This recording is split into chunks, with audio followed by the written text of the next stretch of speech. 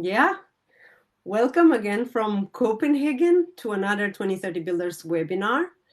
Today we're going to talk about the rebound effect. We really try to bring new topics, to our followers and people interested in sustainability. And when I met Julia at the launch of the Center for Absolute Sustainability this summer, she started talking about her research and how important it is to look at this specific point to the rebound effect. And I said, you know what, let's do it. I know we will have a lot of people interested in understanding what this is. For the ones that don't know me, I am Mia Negru, and I should be the host of the webinar. And I would like to introduce here to you Julija Metic. Julia is a doctoral researcher at the Danish Technical University in Copenhagen. And though we are both in Copenhagen, we just decided to do this in a remote setup. So very happy to have many of you today here. So to say more about Julia, I think I would just leave it to her. I think as an introduction, you just need to understand that she's looking very deep in this. And I think a Danish Technical University with the Center for Sustainability, and they have a very big department looking in very, very different things connected to sustainability. On easy research, I think there's around 500 people that work on sustainability matters, from reporting to actually, very specific, on the industry and plastic and so on. Please expect this webinar to last around 30 to 45 minutes, depending on how many questions we will have from the audience. But again, the format that we have, it's quite loose, where we try to give the opportunity to the speaker to present the topic, to do an introduction, for the people that are not that used to the topic or don't know much about it. And afterwards, we are taking questions from the audience, and then send the recording. So everything is quite loose. We don't have expected time, but we will try to keep it at around 30 to 45 minutes. So Julia, now to you. Please fill in my introduction of yourself if you want to fill in with anything. And easy take us to the topic. I will probably wait for you to finish the presentation, because I know you have some slides to share, and then I'll pick up on my questions and then pick up from the audience. Please feel free to write your questions in the chat. We don't have a specific question area, so the chat should be it. And I'll pick it up from there and share them with Julia. Yes. So thank you, Mia, and it was a pleasure seeing you at the center opening. And it was really good that we met and could discuss a little bit about my research, so we can share actually the attention of rebound effects even further. I know in academic circles it's gonna probably spread good and it's getting some attraction now, but it's also good for companies to hear what rebound effects are and what they mean actually for them. Anyway, I'm, as Mia said, PhD researcher at DTU, but I have a background in environmental engineering and geography as well. So I am kind of in this sustainability field for a really long time now. So it is something of my interest, but I never worked with rebound effects before. So it was also really something interesting for me to develop my knowledge on further. So I will just share my presentation, and hopefully it's gonna be understandable for you guys. If everyone can see this, Mia, is everything okay? Because I don't see the rest of you guys. Yes. From my side, everything looks good. So go ahead. Okay. Awesome. Yeah, people. So yes, this is my email here. If any of you don't have any questions now and would like to reach out later, be free. I will try to answer your questions when I can, and we can further have discussions as well. So we can say that rebound effects, or unintended consequences, how they are also mentioned more often in literature, they could be one of the reasons why we are actually not achieving our circular economy and sustainability goals. So I also want to have a little digression here that I'm working more with circular economy, but we all know circular economy is kind of means to reaching the sustainability goals as well. And this is why there is actually a need for research this connection between sustainability and circular economy. Basically, success of circular economy implementation is constrained by a variety of contextual conditions, which companies need to better understand, as I mentioned, when choosing the appropriate sustainable development strategies. So there is a need to identify win-win strategies that deliver economic benefit for the business, decrease the environmental impact, and provide the environmental improvement at the same time. But what we found out in the research that introducing new changes to the system often leads to these rebound effects or risk of rebound effects. And this is important to consider. Again, in literature and in practice, there is lack of tools and approaches that can support initiatives based on early identification of rebound effects. And because of implementation of circular economy, sustainability. So this is the main actually topic of my research project and also of this paper that I recently published. So what is a rebound effect? Well, we can find actually various categories, definitions. In the research and in the practice, we heard about energy efficiency rebound, circular economy rebound, even rental rebound. So there is a different way to define them, but one commonality found across all the definition is that it refers to phenomena where planned savings due to implemented improvements, for example, any circular economy strategy, may be less than expected because of certain behavioral and systematic responses. For example, we have increase in efficiency of electrical household appliances. We all have them at home, and we simply collected them more than ever before, and we use them more than ever before. As seen in the graph, there is only increase in the energy consumption. So can I make a reference here? So the idea is that we're buying a new fridge and a washing machine class A plus, but then we supplement that with other kind of appliances, right? And then the consumption anyhow goes up. Exactly. And it's also not just that, we are getting other products that are kind of enabling you time savings, space savings, which again require energy consumption for you to be faster, more efficient in your everyday life. And again, there are certain effects that happen because of that. So yeah, that is actually the to the point of the rebound effect. And then in the literature is estimated that these rebound effects savings can directly affect them from 10 to 30% or indirectly to 5 to 10%. But again, this varies a lot because of there is not such a strong theoretical background in rebound research. But we will get to that later. So what is influencing all these rebound effects is the changes in production and consumption because of the improvement. The improvement liberates these scarce factors such as money, time, space, technology, information. And these are just few of many which can explain why and how rebound effects occur. So we noted them as triggers or causing effects and drivers, so how they occur actually.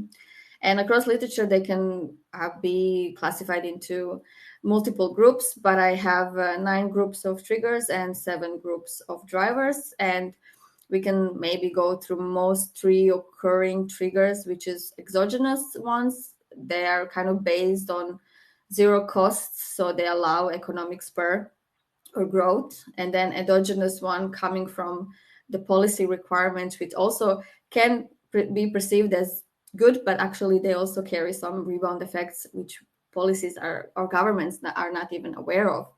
And then we have, of course, innovation and investment to developing new products, processes, and etc.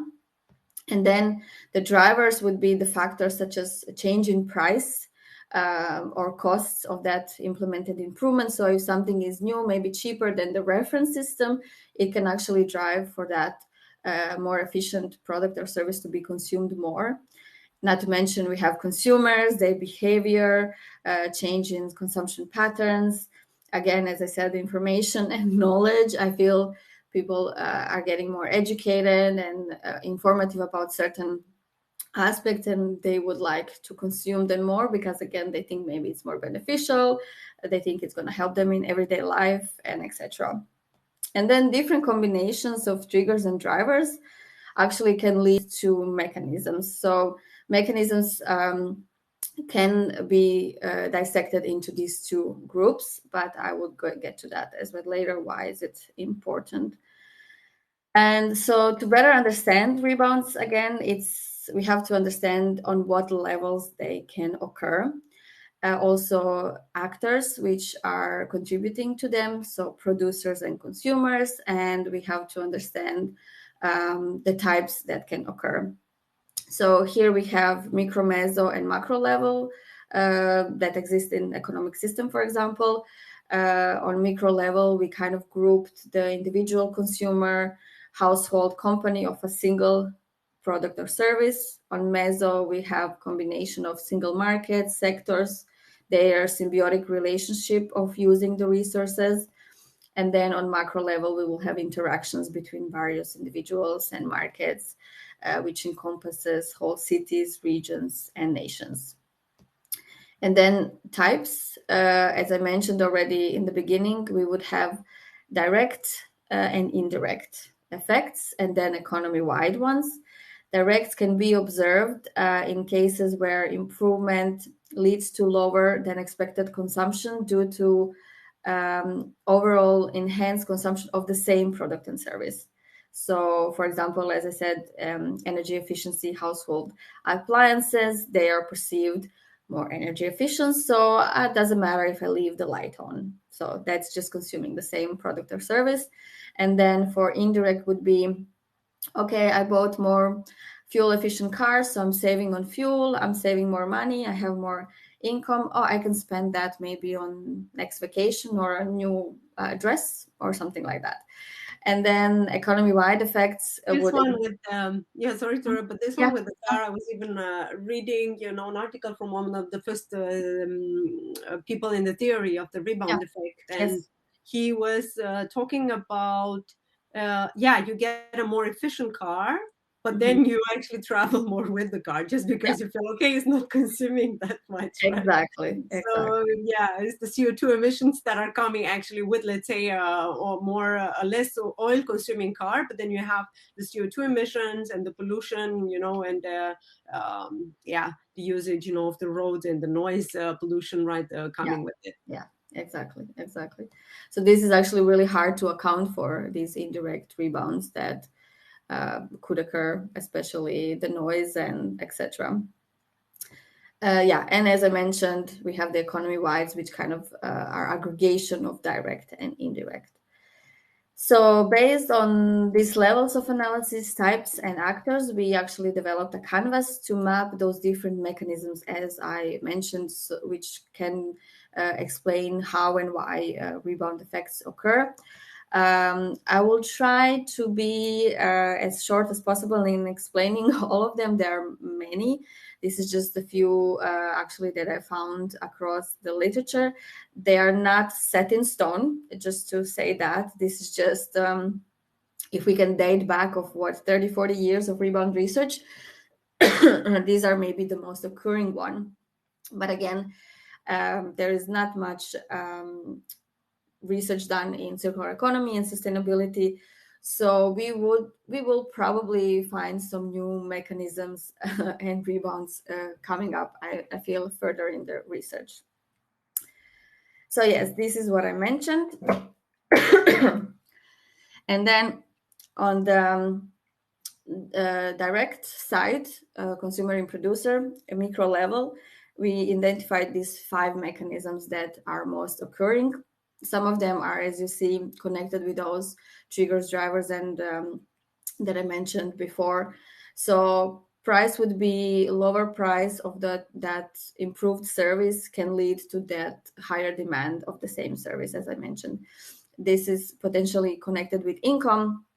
As I said, we are saving more on driving the car, and then that could lead actually to them driving more, as Mia mentioned. On the producer side, they can also have some cost savings resulting in higher profit, which again can be a decision to lead to more production of the same service or a product. I mentioned that time savings enable consuming more or producing more of improved product and service.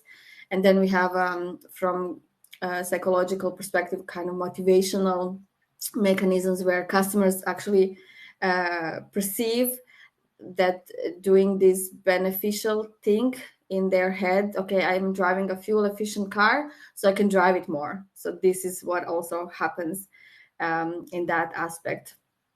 And then those can kind of be mirrored into indirect side, where basically, as I save more, I can respend it or reinvest it into other products and services, or substitute it for something that is more resource intensive. For example, they are substituting walking or driving with a train to using a car sharing service. So this can be one of the rebounds. And again, motivational, consumers may be doing one beneficial thing and thinking, oh, I can do one bad thing because I did a good thing in this aspect. And again, in many cases, for example, clothes renting, we can just not, usually people don't rent, for example, undergarments. So with the clothing rental, they would still additionally buy other products. So this is called consumption accumulation. So it's basically supplemented by conventional products or services. So yeah, and then we can move to meso level. Here we have that certain sufficiency restrictions may be offset by other actors. I would actually refer now to the case of Patagonia, maybe. They had that famous commercial many years ago where they stated, don't buy our product, where they're really into environment and protecting the nature and everything. And it was actually resulted kind of in a backfire where people started buying their product, but it was offset also by other actors such as consumers, that problem. So this is also several actors included in that rebound effect. And then again, considering just certain producers choosing one improvement, for example, recycling over reuse, can result in higher than expected resource use because of opportunity cost. It may be cheaper for them to recycle than to reuse the product. And then indirectly, we have something similar with imperfect substitution, where those secondary resources are just insufficient for primary ones due to quality. So we would still have, even if we want to, for example, have completely recycled product, there still wouldn't be need to have some primary resources because of the poor quality. And then, as I mentioned, on meso level, it would be kind of aggregation involving both supply and demand sides, responses to the change. And I would say that they kind of start from the lower micro level, and they can lead to higher levels and economy-wide effect.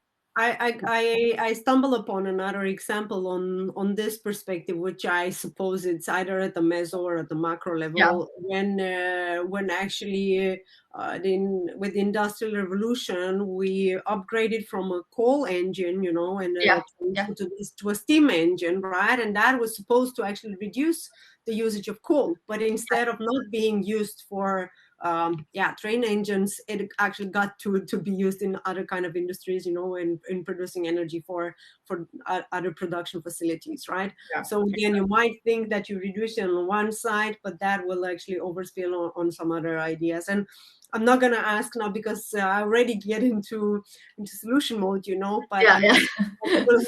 I'm pretty sure you will have some kind of suggestions on what how we can think this through, from the beginning of designing a certain Mhm. model or designing a Yeah, sustainability model yeah, that will not fall into this gap, right? yeah, yeah. We have last slide for that.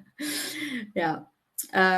But then overall, I just wanted to show this is the kind of framework that I developed, where I just show the interrelationship between the triggers, drivers, types, mechanisms, and overall rebound effect, because rebound effects occur in many different shapes and forms. So this was just me trying to kind of present it in a framework, or kind of in some visual way. Would you be able to maybe you explain this, the exogenous and endogenous efficiency, because the rest of the things they are very clear for me, but I would just those two words they feel a little bit academic, I think, for Okay, yeah. Yeah, they're mostly academic actually terms, but exogenous means kind of improvement which is not connected to any kind of requirement. So basically what you mentioned about the revolution and having the steam engine, it wasn't actually, it didn't came from any policy or governmental requirements. So this is the only difference. It was just purely innovation of one man that led yeah. to the revolution.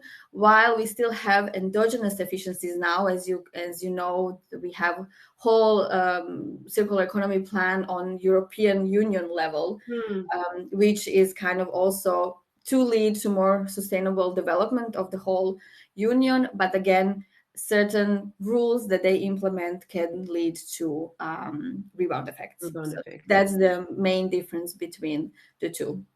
Yeah. Yeah. So I would maybe correct me if I'm wrong. The exogenous, it's a company, right, that tries to do things Exactly. better, or some people just realize, and okay, we can be innovative about how to do this, Yes. Yeah. inventing a new type of plastic, right, Yeah. or plastic replacement. While Yeah. endogenous could also be what I'm supposed to do as a Yes. supplier to bigger companies. Exactly. Okay, good. Exactly. Thank you, Julia. Yeah. Yeah. That's the main difference. One is kind of told you what to do. The other one just your vision how the thing can go. Yeah. Good. So basically, in the next few slides, I wanted to discuss a few examples. We already touched upon some, just to kind of divide it by the framework, and why I think it's really important to go into detail of every trigger, driver, and mechanisms, because as I mentioned in the beginning, they really can combine in a different way. Just this is just an example of fuel efficient car for less fuel consumption. So basically, the trigger here would be the innovation and exogenous efficiency to have more fuel efficient car. From starting one company, for example, then we would have certain drivers such as, okay, now we have minimized fuel consumption, also lower operational costs, and which would result in more driving as a consumer behavior and spending the time and the money on other goods and services. So this combination of these triggers and drivers could lead then to direct effects of price, income, time, and motivation, and then indirect effects to respend that extra time or money. And overall, all of them lead to more consumption. So basically, as we talked about, we would have more fuel consumption in the end, because they would decide to drive more, or they would spend that money on travel or a new dress, which overall leads to more consumption. So it's not restraining, efficiency is not restraining the consumption or production, actually. It's kind of liberating it. And then we have example of enhancing resource utilization with product service systems, as I said before. The car sharing, another trigger for lower mobility and higher utilization. We've seen actually, I don't know if you're familiar with the share now, the lifetime of the cars. If you are owner of the car, you could have a car now, in these days, let's say 10 years. but lifetime of the car that is being shared was shrink to 6 months. So this inferior product lifetime, more cars being needed to satisfy the function. Then we have more users having access to the cars. And then, as I said, cars substituting cycling or train, again, lead to direct effects, indirect effects, substitution, consumption accumulation. I know examples where people have their own car, but they are sharing it with spouses. So they decide always to, jump into share now or something like that, when they need to go quickly to the meeting or something, which again actually is consumption accumulation. And then overall we need more material to have more cars that need to satisfy the function. We have higher mobility impact, and if they all bring together, we have higher environmental impact than what it was thought product service system and car sharing would actually deliver. Yeah, so, very interesting, right? Because I mean, the intention, behind doing something like this, for sure, it's a good intention, right? But it's I'm actually shocked, about the 6 months, of a car. But and one more thing, what is interesting, what we found out, that the share now is actually not making any profits currently, but they're still investing into it because they think in the future will make profit. So this is probably as well discussing with the car suppliers, which I know who it is, but I'm not gonna. We know who the brands are, but we're not gonna put them here. I think also the idea of discussing with those and be like, okay, we need something more durable, right? Or something. Also not something more durable, but the consumer behavior is not assessed in this aspect. So they were not prepared on this consumer aspect and behavior when they implemented the product service system. And they had to have some kind of incentives or strategies how to deal with that in that sense, because 6 months, that's crazy. To have a car being driven for that long. I mean, but again, talking about mentalities here, right? I wouldn't imagine that in 6 months a car is so destroyed that you actually cannot, drive it from point 1 to point 2, for 5 or 10 kilometers. But maybe it's also the expectation, right? Because initially you talk about these mentalities, right, and behaviors and mindsets. It's probably the expectation of the user of wanting to use a car that looks brand new, that feels brand new. And right. So again, changing maybe that expectation on the consumer side, could, again, I mean, this is remote. We'll go to this again. No, we can actually move on to this would be my last slide, and we could actually move on. I don't know how we are with time. Yeah, we are good on the 30 minutes, so I think we can again probably start with this. Maybe you actually put the module a little bit, your model again, so we can look into that. And I just have one more slide on about avoiding rebounds. Let's run through this. What is there in the literature for now, and what can I say in my own opinion, that actually there is no silver bullet yet. Because as I mentioned, combating rebounds, they are taking many shapes and forms in complex reactions of chains of causes and effects. So it takes really sustainable system thinking, decision making, to kind of even have an idea where they can occur, how and why. These examples that I presented is just about what we have seen now that is happening over period of years of analysis. So basically what I would say, that companies, also governments, they must invest in system thinking, so that is possible to identify rebound effects even before they occur. So as you mentioned, in project phase. And this would be really hard because it's necessary now.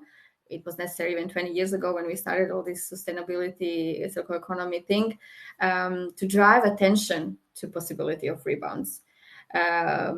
Especially when companies are considering to invest in something new or implement anything, a new change to their system. And as I said now in the previous slide, social conditions, consumer behavior, psychological perspective needs to be definitely observed before the implementation. Of course, it can vary and change through the time, but that's why it's important to gather the information and data, make surveys, and constantly assess all the processes in connection to even thinking to implement the any kind of improvement. But also, I would argue through all this research and what I've kind of understood, that they would never be completely avoided, the rebound effects, um, because it's a complex system where we live in. Everything is kind of interconnected, but we need to find solutions how to choose a better option for the specific resource, product, or service. Also, companies, their supply chains, their business models, they need to choose what they need to change and how that's going to influence their long-term perspectives. So I believe the real solutions are kind of between optimizing the current systems and creating a new ones, and that balance actually needs to be properly calculated. And as I mentioned before, like in the first slide, that percentages of directly, indirectly affecting, that's really hard to calculate. There is so many, as I mentioned, aspects involved in actually developing a rebound. And if you want to identify any possibility of having a rebound before you implemented anything before, I don't think many approaches or tools or methods can actually do that today.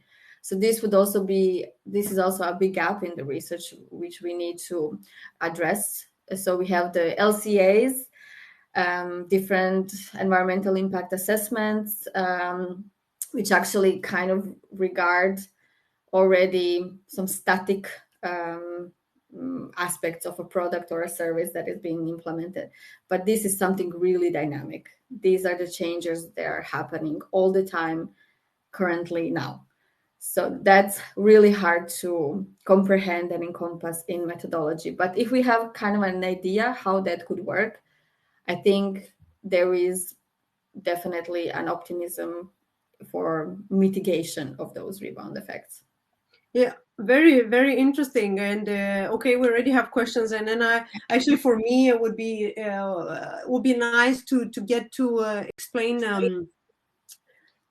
to the audience, and to people that will receive the recording, what would be some steps that, for example, a corporate that would like to implement the sustainability initiative, be it on circularity or more sustainable product or more sustainable business model, right? What would be the steps, for them to do in order to at least consider this, and as you said, maybe a line on those. Because looking at what you showed us so far, for me, it was okay.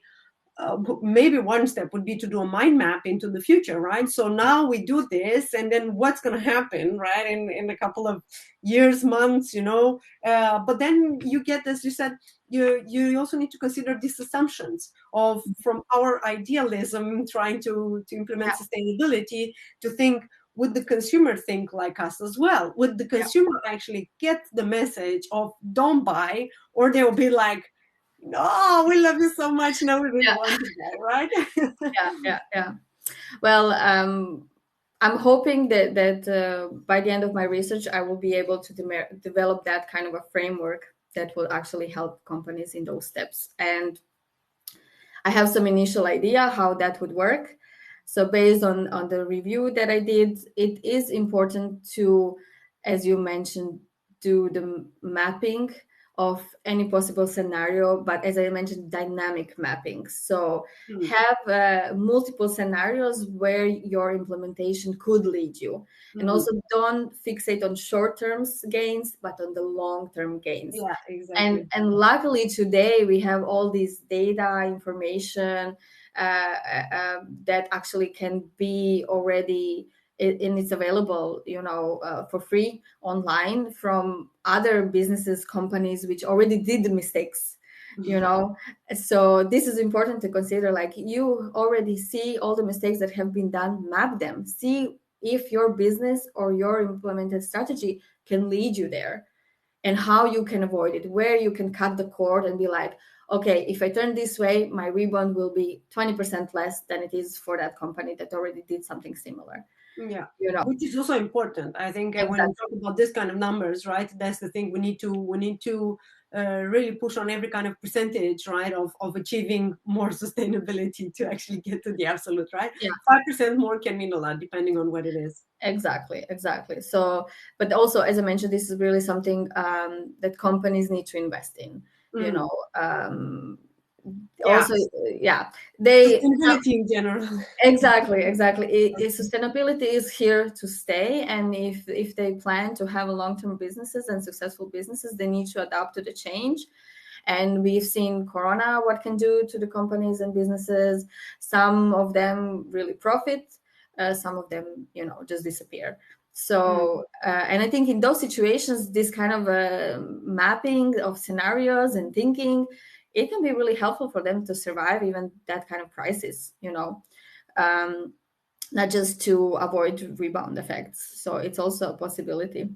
Yeah, I would like to take Amanda's question now. Thank you, Yeah. Amanda, for asking. So it's kind of like three questions in one, but let's take one by one. So she says, based on the research you have done now, what is the next step for your research, right? So yeah, you looked into this. What's next?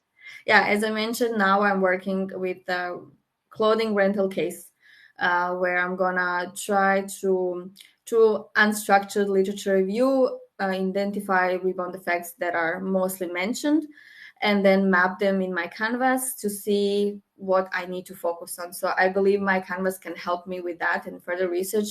Um, so, for example, clothing rental is type of use-oriented product service system. So Mm. it's basically a lot about consumers and how they perceive this service. So as I've seen in research, a lot of price, income, and motivational mechanisms actually occur because of the rental clothing case.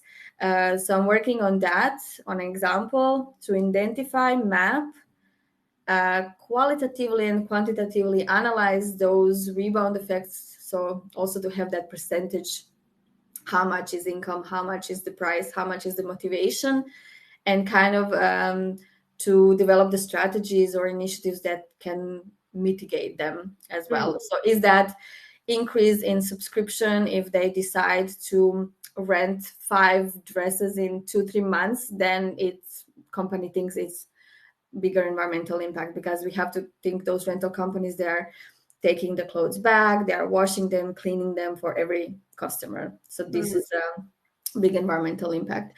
So, or they should kind of put some kind of restriction for the users.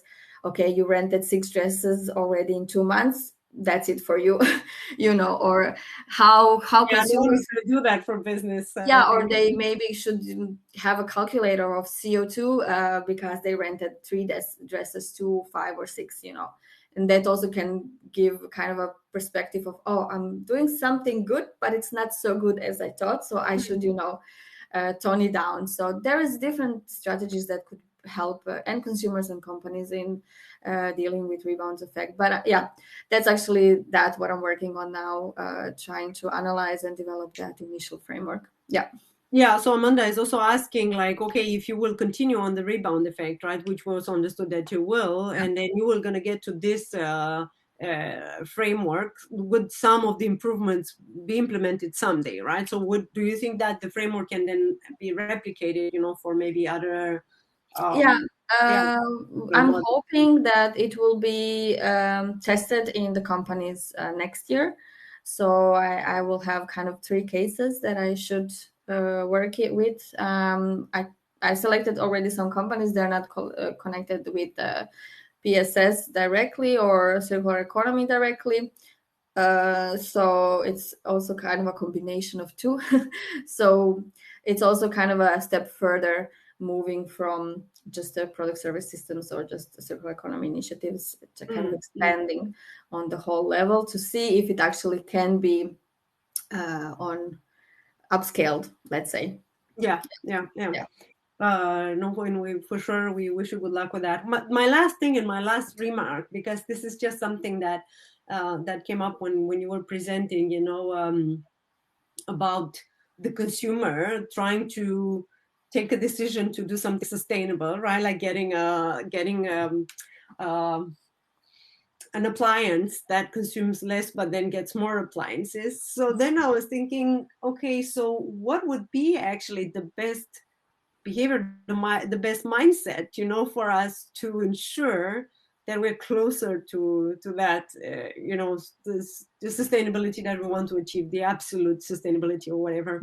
And it came to me that probably a scarcity mindset, right? Like instead of being like, okay, now now I'm not consuming that much fuel, I can travel more, right? Mm.